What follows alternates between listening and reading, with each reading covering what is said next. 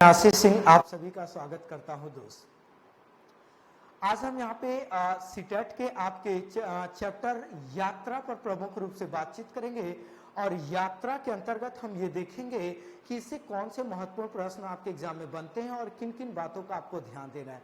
सबसे पहले अगर हम परिभाषित करने चाहें यात्रा को तो ध्यान दीजिएगा, एक स्थान से दूसरे स्थान पर हम निश्चित उद्देश्यों की पूर्ति के लिए जब हम आवागमन की क्रिया करते हैं तो यही हमारा कहलाता है क्या, यात्रा।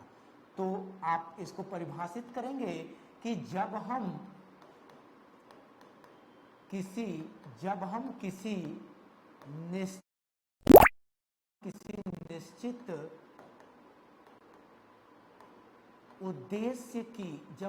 निश्चित उद्देश्य की पूर्ति के लिए आवागमन करते हैं तो वह हमारा क्या कहलाता है, तो वह यात्रा कहलाता है। तो वह यात्रा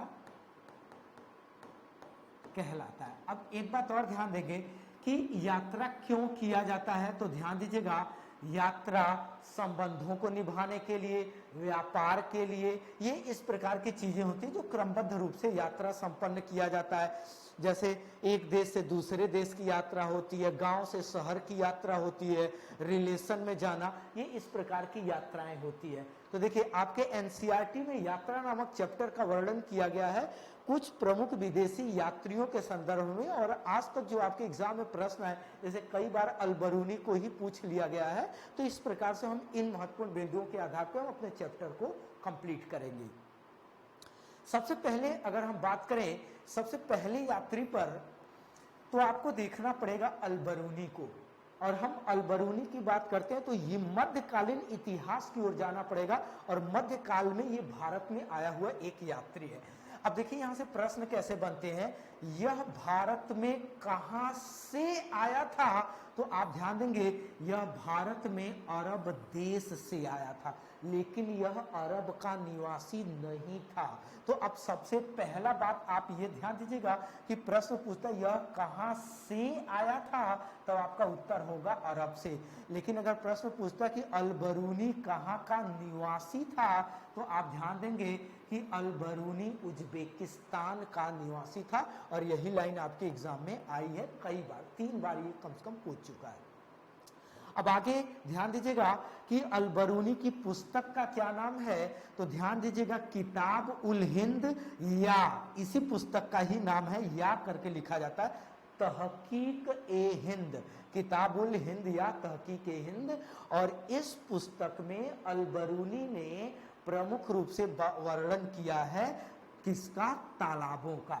तो भारतीय मतलब इसमें ये बताया कि भारतीय तालाब निर्माण में माहिर होते हैं या एक्सपर्ट होते हैं, इस प्रकार की चीजों का वर्णन किया है किसने, अलबरूनी ने। तो ये बात आप ध्यान देंगे कि पूछता है कि कहां से आया था, तो अरब देश से, कहां का निवासी उज्बेकिस्तान का, इसकी पुस्तक का नाम किताबुल हिंद, और इसमें वर्णन किसका है, तो विशेष रूप से तालाबों का वर्णन है।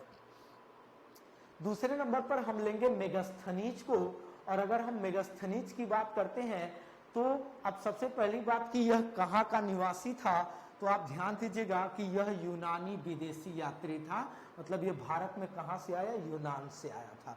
और अगर प्रश्न पूछता है कि ये किसके दरबार में आया था, तो आप ध्यान देंगे कि यह चंद्रगुप्त मौर्य के दरबार में आया हुआ था। और ये चंद्रगुप्त मौर्य कौन से, तो ये बात आप ध्यान देंगे, ये चंद्रगुप्त द्वितीय की बात कर रहा है।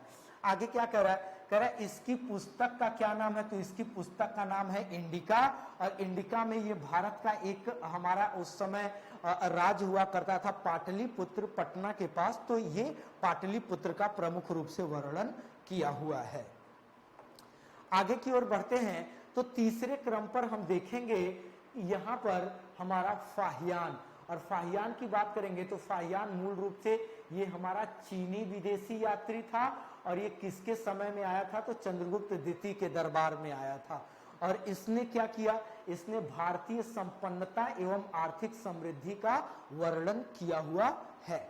आगे की ओर बढ़ते हैं तो अगले क्रम पर ध्यान दीजिएगा, हम बात करेंगे आपसे ह्वेनसांग की।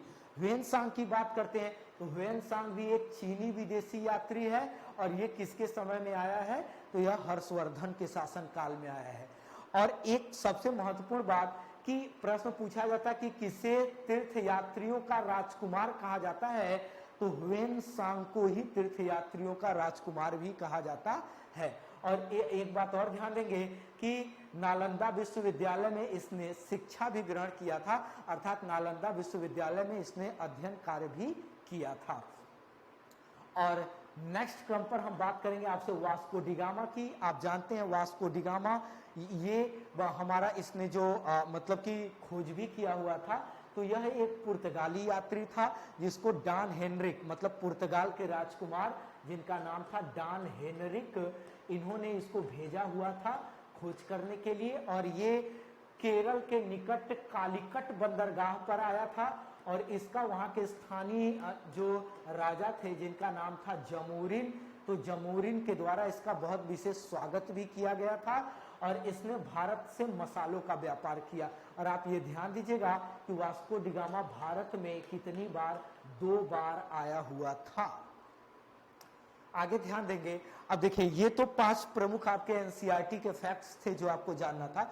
एक प्रश्न आपके रेल टिकट से पूछता है, तो जब वो केवल रेल टिकट शब्द का प्रयोग कर रहा हो तो इसका मतलब वो पूछ रहा होता है किसके बारे में, जो रेलवे में जा करके विंडो टिकट लिया जाता है उसकी बात करता है। क्योंकि टिकट 2 प्रकार का होता है, एक विंडो टिकट होता है और एक ई टिकट होता है, इलेक्ट्रॉनिक, जो आप ऑनलाइन टिकट निकालते हैं। तो वो बात कर रहा था विंडो मतलब रेलवे में जाकर के खिड़की से लेने वाला। तो देखिए प्रश्न ये पूछता है कि रेल टिकट पर निम्नलिखित में से क्या विवरण दिया होता है या नहीं, तो क्या क्या दिया जाता है ये ध्यान दीजिएगा।